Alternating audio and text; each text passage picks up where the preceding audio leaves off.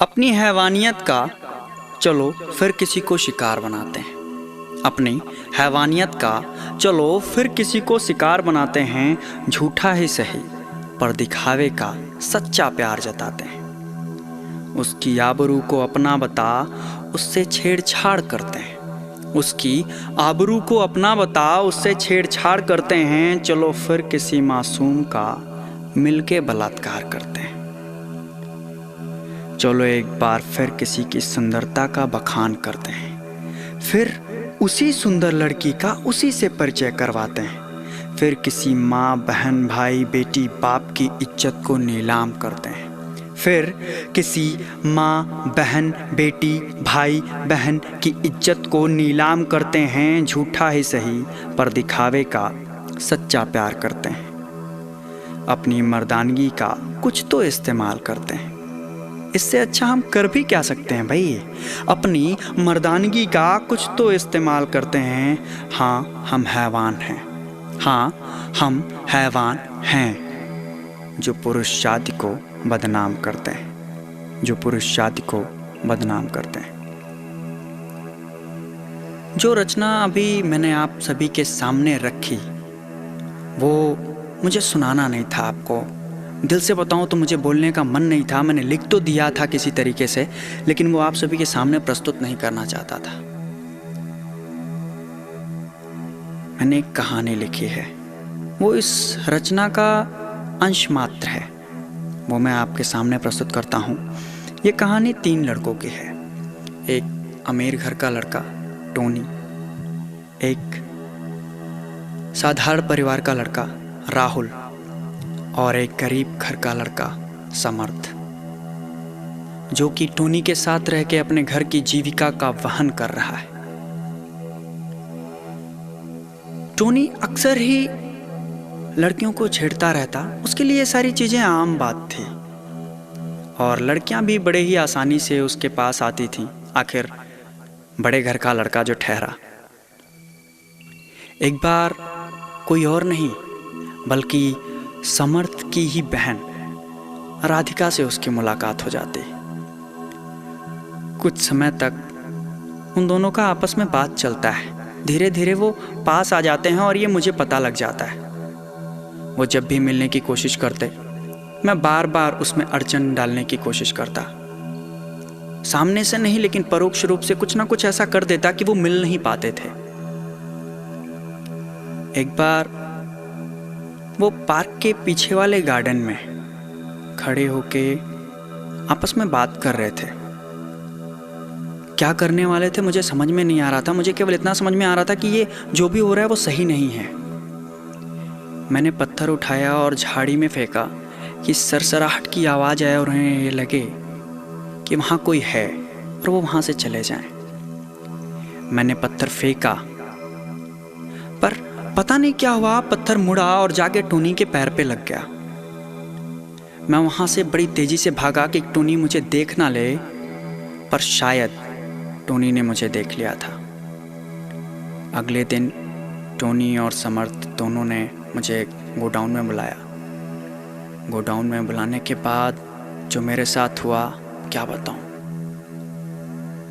दोनों ने बहुत मारा, इतना मारा कि अब आवाज भी नहीं आ रही थी। अब मुझसे रहा नहीं जा रहा था। मैंने बोल दिया।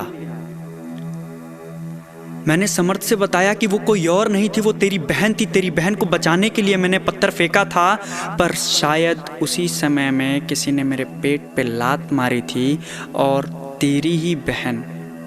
शायद समर्थ सुन नहीं पाया था। वो बोलता है कि अगर मैं सभी को अपनी बहन बनाता फिरूंगा तो तेरी भाभी कौन बनेगी। ये सुनने के बाद मेरा दिल बैठ सा गया था। एक तरफ जहां मुझे गुस्सा आ रहा था कि ये क्या बोल रहा है, दूसरी तरफ मेरा दिल बैठा जा रहा था कि अगर उसे ये पता लगेगा कि वो उसी की बहन थी तो क्या होगा। मैं हॉस्पिटल गया। वहां मुझे खून चढ़ाने की ज़रूरत पड़ी। खून भी टोनी ने ही दिया। कुछ दिनों बाद टोनी और राधिका फिर से मिलने का प्लान बनाया, लेकिन मुझे ये पता चला कि वहाँ समर्थ भी आने वाला है ये सोच के मैं खुश था कि चलो तीनों एक साथ आएंगे तो सबको पता लग जाएगा कौन क्या कैसे है।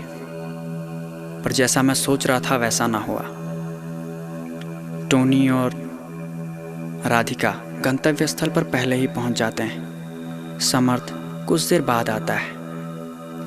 समर्थ दरवाज़ा खटखटाता है तो अंदर से टोनी बोलता है कि राधिका जाके तुम दरवाज़ा खोलो, उसे ज़्यादा पसंद आएगा कि उसकी भाभी दरवाज़ा खोल रही है। राधिका भी उछलती कूदती पहुंचती है, दरवाज़ा खोलती है। शर्म के मारे आंख झुक जाती है, वो नजरें नहीं मिला पाती है और तेजी से उसी अवस्था में घर की तरफ भाग जाती है। समर्थ की संकीर्ण सोच मानो आंसुओं का बूंद का रूप लेकर सर तेजी के साथ गिरता है और वहीं वो चौखट पे गिर जाता है। कुछ देर के बाद जब कोई नहीं अंदर आता तो टोनी बाहर आता है। बाहर आके उसके कंधे पे हाथ रख के हल्का सा दबाते हुए पूछता है, क्या हुआ भाई, कहीं ये तेरी वाली तो नहीं थी? लड़की ही तो है, आज मेरे पास तो कल तेरे पास। वो झुंझलाता हुआ टोनी का कॉलर पकड़ के उसे 2-3 थप्पड़ तेजी से मारता है और बताता है वो कोई और नहीं थी, वो मेरी बहन थी, वो मेरी बहन थी। सोचिए कि क्या बीती होगी टोनी पर कि जिसे वो अपना भाई बताता है, जिसके परिवार के लिए वो कुछ भी करने के लिए तैयार था, जो उसकी बहन थी और वो उसी के साथ। सोचिए क्या बीती होगी समर्थ के ऊपर जब उसे पता लगा होगा कि जिस लड़की के बारे में बात करते हुए वो हंसी मजाक ठिठोलियां करता था वो कोई और नहीं, उसी की बहन थी। सोचिए क्या बीती होगी राधिका पर जब उसने अपने भाई को सामने देखा होगा। सोचिए क्या बीती होगी राहुल के ऊपर कि उसे सब कुछ मालूम था, वो ये सोच के बैठा जा रहा होगा कि अगर मैंने पहले ही बता दिया होता तो शायद ऐसा कुछ ना होता। अब ये आपके ऊपर है कि आप कौन सा किरदार चुनते हैं। कहीं आप समर्थ तो नहीं, या आप टोनी तो नहीं, या कहीं आप राहुल तो नहीं जो सब कुछ जान के भी चुपचाप बैठा है, या कहीं आप राधिका तो नहीं, क्योंकि राधिका भी अगर ना आई होती अपने आप से ही तो शायद ऐसा ना होता। आज समाज में हो रहे हर प्रकार की कुकृत्य में नर पुरुष महिला दोनों ही बराबर के भागीदार हैं। आप बताइए आप किस किरदार को जी रहे हैं। आपके कमेंट की प्रतीक्षा रहेगी।